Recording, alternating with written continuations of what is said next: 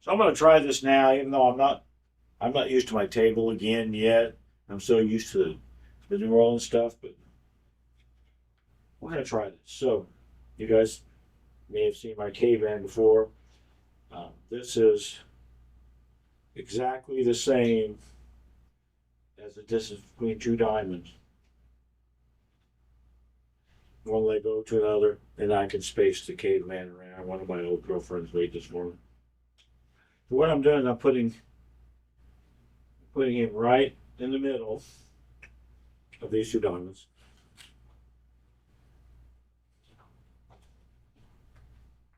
And I have said before in one of my videos, thanking firmly or something, that this shot right here, out of basically the center of this pocket opening, at that caveman, at firm speed, no English, that's a shot that I would shoot every time and have a very high confidence in making. Uh, what I'm going to do is I'm going to take some donut holes and I'm going to set that up and then set up a couple of other things. We have established that I'm horrible at examples, but I'm going to try to set up some decent examples for you guys this time around. So we're going to set him up again from the center of this pocket opening to my caveman. And I'm going to put a donut hole right there on that line. And I'm going to put another donut hole for the cue ball right there on that line. Yeah. This is exciting so far, right?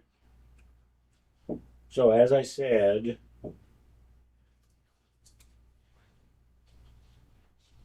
yep, this shot is lined up, and I have a pretty high confidence in being able to make that shot. If I hit it right and don't completely fall apart physically or mentally, I have fairly high confidence on the shot. The question that I have asked, and I asked this question of a Hall of Fame baseball player the other day, which is what led me to want to make this video, is what if it's not on that line, that perfect line? Now, for me, this is the perfect line for the cross corner. Other people are going to have different strokes and stuff like that.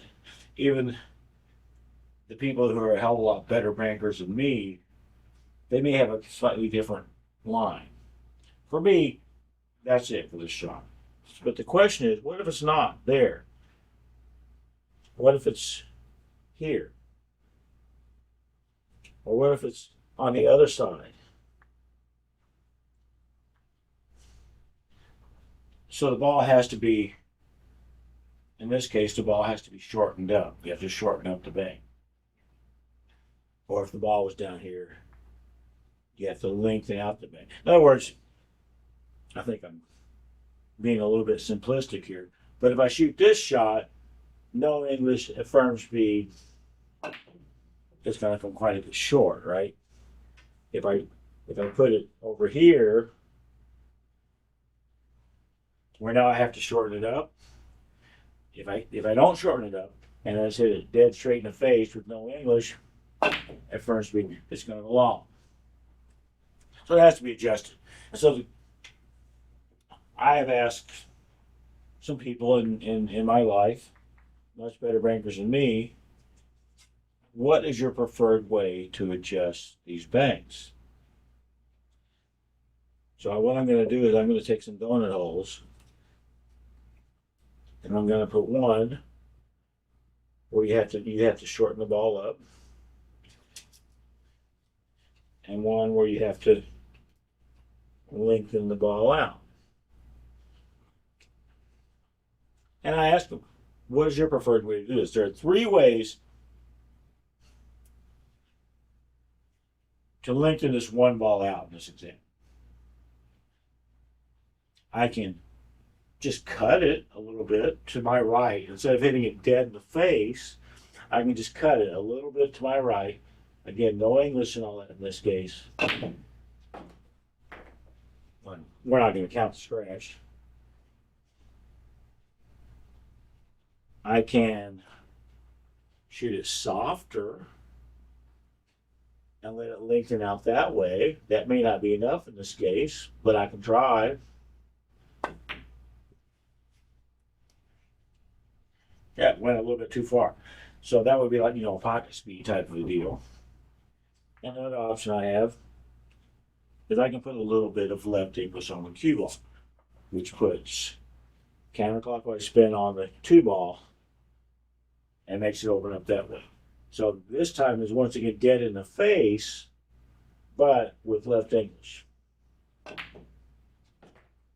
to get that to go in. So my question for these guys is, hey, how do you do that? What is your preferred way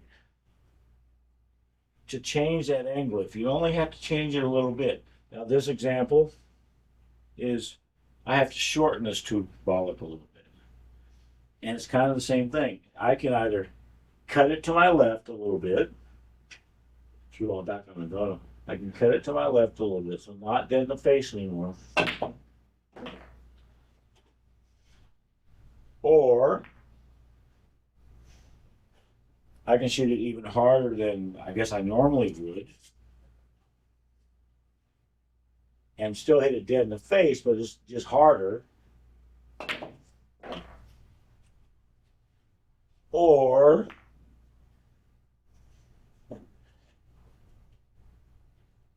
I can hit it dead in the face with a little bit of right English on the keyboard, which is going to put clockwise spin on the two and make it shorten up. That rail.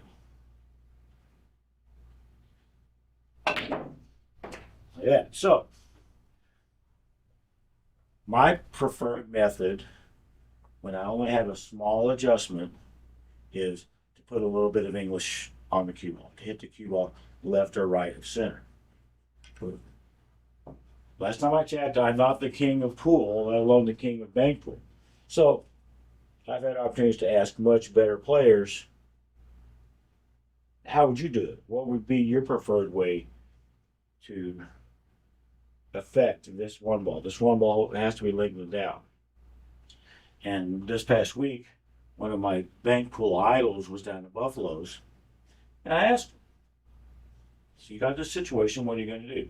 Are you going to spin it? Are you going to hit it more slow, more softly in this case? Are you going to cut it? Are you going to do a combination of two or more of those things? Because you can do them all. Or as I could hit this ball soft and put left English and cut it. I could, whatever I guess feels right, whatever the preference is. And he said, this guy down at Buffalo said, he will change the speed of the shot for him. He will change the speed. So he will take this shot and if it's just a little bit off of his preferred line, he will just hit it more softly than he otherwise would. For me, that's not a very reliable method. I think I've went wrong both times I've tried it. But I'm not in the fucking bank pool Hall of Fame either.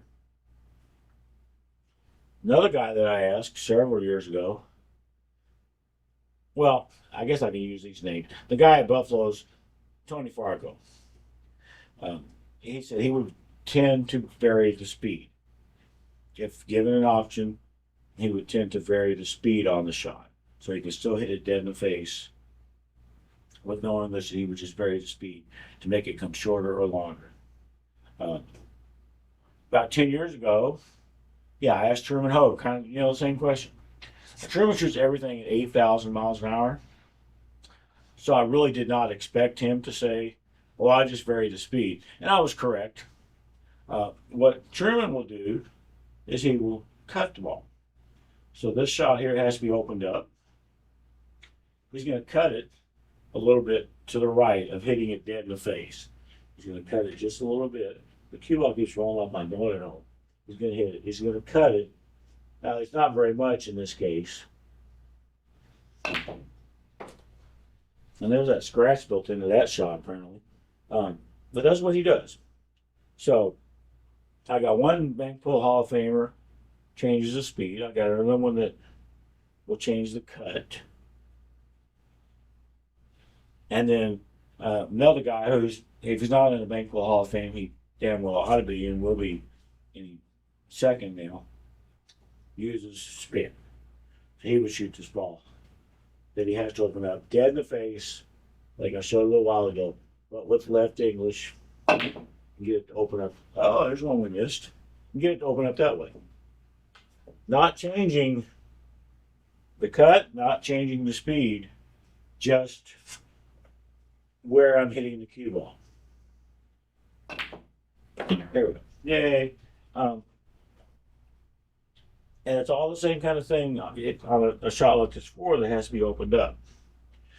You know, Tony Fargo was like, he would shoot this shot harder. Truman Ho would cut it a little bit to the left. John Brumback, I'm guessing, I don't think I asked him this specific question, we'll put a little bit of right spin on it. And they're all going to do the same thing. They're all going to shorten it up. I'm going to shorten up this bait to allow it to go. It's close to my line, but not on my line. So how do you adjust it? Well, for me,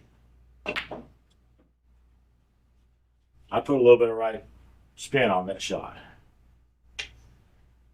Just a little bit. One of the things about bank shots is that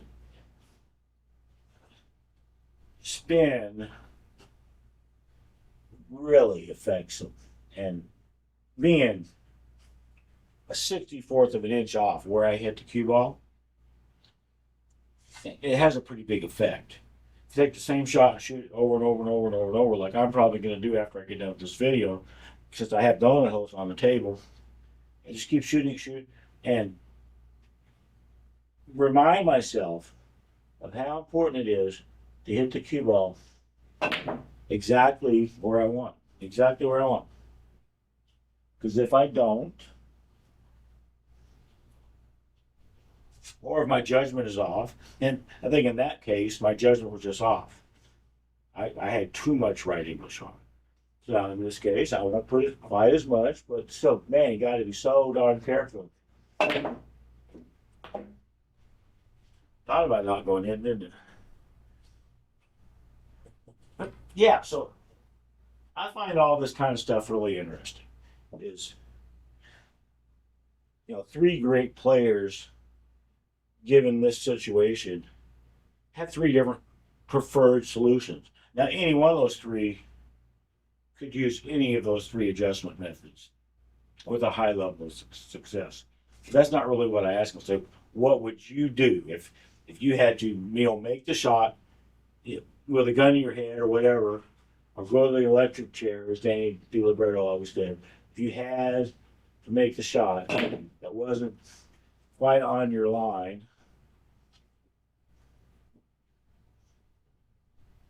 then how would you make the adjustment? I still think it was interesting. So.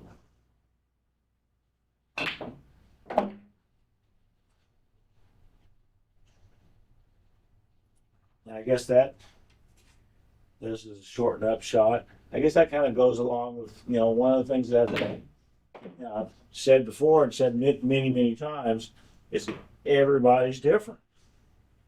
There's no one single right way to do probably just about anything. Everybody's different. Everybody has their preferences and what they're better at. I myself am better at those little adjustments with English. But if there was some rule that they put out, some whiny crybaby rule said you can't use English anymore, and I had to start cutting balls, sure, I could figure that out eventually. Just right now, it is not my preference.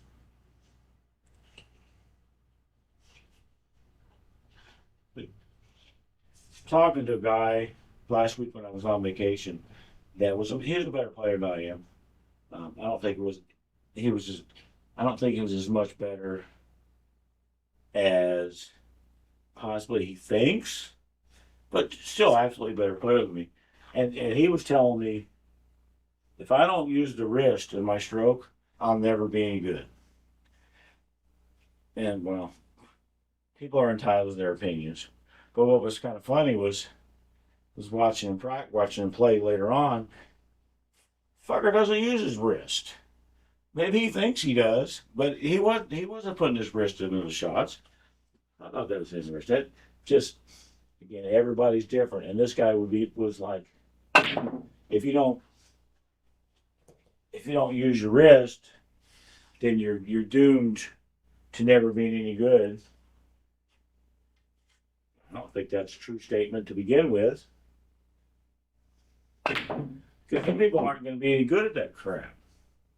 Watching this pay-per-view right now, Josh and Evan, and I've talked about Josh Roberts before. He's got this flip stroke where everything comes back, and then the cue stops, but his hand keeps moving, and that just drives me crazy even watching it, trying to figure out how in the heck. So if you can see, you can probably see my arm if you can. But so back, and then on the stroke, way the hell back here. So my practice strokes are up here, but on the actual stroke goes back here. Just weird, and I'm quite frankly astonished that that went in. But I asked him about it the other day, and when he come in for this match, and I asked him if it was something that he just learned, or maybe that was the way he always done it. What did I ask him? Is that the way he'd always done it, or something he picked up, later on in his career?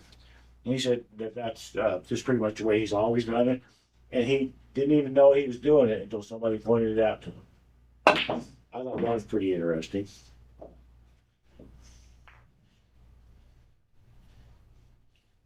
I could try the same kind of crap with a different setup, but I don't have any that I feel as confident about being able to hit accurately. For example, if I want to bank to 13, there's going to be a point for these balls where it's a pretty darn consistent, reliable shot, as long as I am consistent and all that. But I'm not consistent and reliable. I'm not as accurate as I would like to be. I'm not as consistent on speed as I would like to be. So that clearly was not the spot, right?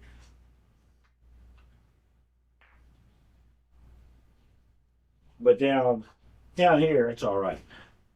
Going this kind of distance, any little deviation in speed, or where's the tip hitting the cue ball, whether or not there's a slight cut that you didn't want to put on there, any little deviation really magnifies everything.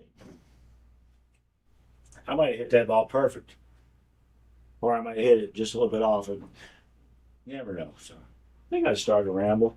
This is all I want to say was just talking about adjusting banks. If somebody tells you, "Hey, you're close, but you have to adjust it," therefore you must use English. Therefore you must hit it harder, or change your speed. Therefore you must cut it. They don't necessarily. They're not right saying you must do something, because there are different ways to do it. And in an awful lot of cases, there are different ways to make those adjustments. And people are different, and they're going to have different preferences and different strengths. So it's up to all of us as pool players to find out what are our strengths, what are our weaknesses. On this type of shot, myself, my strength is using a little bit of English. I'm going to have the best results using a little bit of English. Other people, Truman, he's going to have his best results. He's learned over the decades by cutting it, by changing the cut. Tony Fargo, by changing the speed. Doesn't mean I'm wrong and those two are right, or doesn't make any difference. It just means that these are our strengths, and we happen to know what those strengths are. Can I cut this ball in? I'm gonna try to cut this, change the cut. I haven't been having very. I'm gonna tell you when I do that, I lengthen it out by cutting it a little bit to my right. It doesn't feel good. I felt like this. And maybe I'll get lucky and make the ball. And that's what happened. I got lucky and made the ball. Because I'm not used to those type of adjustments. I'm just using a little bit of spin. This shot, if I try to lengthen it out by hitting it slower, I think you saw in both my attempts, I think I hit a little bit long. So I'm going to try to not hit it quite as slowly this time. Went in. That was, again, to me, kind of feels like luck that the ball went in. To somebody who's more used to varying speed, then maybe adding that little bit of English kind of feels like luck to me. For me, this feels a million times better with a little bit of left English. Can you tell how much better it feels? I guess regardless of where the ball went in, felt how long better. Felt more natural to me to do it that way.